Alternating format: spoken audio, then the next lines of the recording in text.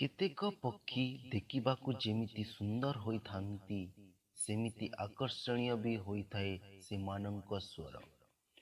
ଆଉ ଏହି ପକ୍ଷୀମାନେ ମଧ୍ୟ ବେଳେ ବେଳେ ଆମକୁ ଭବିଷ୍ୟତର ସଂକେତ ଦେଇଥାନ୍ତି।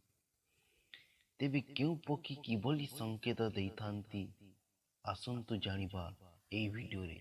ସେ ପର୍ଯ୍ୟନ୍ତ ଆମ ଚ୍ୟାନେଲକୁ ଲାଇକ୍ ଏବଂ ସବସ୍କ୍ରାଇବ୍ କରିନିଅନ୍ତୁ। ଯଦି କୌଣସି ସ୍ଥାନରେ ଏକାଧିକ କାଉ ବସି କର୍କଶ ରାବ ଦେଉଥିବାର ଦେଖନ୍ତି, ତାହେଲେ ସେ ସ୍ଥାନ ଛାଡ଼ି ଶୀଘ୍ର ପଳାଇ ଯିବା ଉଚିତ, କାରଣ ଏହା କୌଣସି ବିପଦ ବା ଅଶୁଭ ଘଟଣାର ସଂକେତ ଦେଇଥାଏ। ଅନ୍ୟ ପକ୍ଷେ କାଉଟିଏ ପାଣି ପାତ୍ରରୁ ପାଣି ପିଉଥିବାର ଅବା ଖାଦ୍ୟ ଧରି ଉଡ଼ି ଯାଉଥିବାର ଦୃଶ୍ୟ ଶୁଭ ସୂଚନା ଦେଇଥାଏ।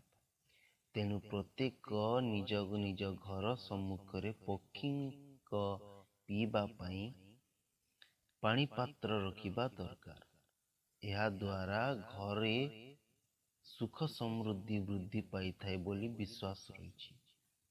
ଘରର ଛାତ ଉପରେ ପେଚା ବସିବା ବା ପେଚା ବୋବାଇବାର ଶବ୍ଦ ଶୁଣିବା ଅଶୁଭ ହୋଇଥାଏ। ଏହା ଦ୍ୱାରା ଆଗକୁ କିଛି ବିପଦ ଆସୁଛି ବୋଲି ସୂଚନା ମିଳିଥାଏ। କିନ୍ତୁ ଧଳା ରଙ୍ଗର ପେଚା ଦେଖିବା ଶୁଭ ସଂକେତ ଦେଇଥାଏ। କୁହାଯାଏ, ଧଳା ପେଚା ଦେଖିଲେ ଧନ ସମ୍ପତ୍ତି ବୃଦ୍ଧି ହୋଇଥାଏ। ଚଢ଼େଇମାନେ ମୁଖ୍ୟତଃ ଡରୁଆ ସ୍ୱଭାବର ହୋଇଥାନ୍ତି। କିନ୍ତୁ ଯଦି କାହାରି ଘରକୁ ବହୁ ସଂଖ୍ୟାରେ ଚଢ଼େଇ ବିନା ଡରରେ ଯା ଆସ କରନ୍ତି, ଖାଦ୍ୟ ଖାଉଥାନ୍ତି, ତାହେଲେ ସେ ଘରେ ସକାରାତ୍ମକ ଉର୍ଜା ଖୁବ୍ ରହିଛି ବୋଲି ବୁଝିନେବା ଉଚିତ।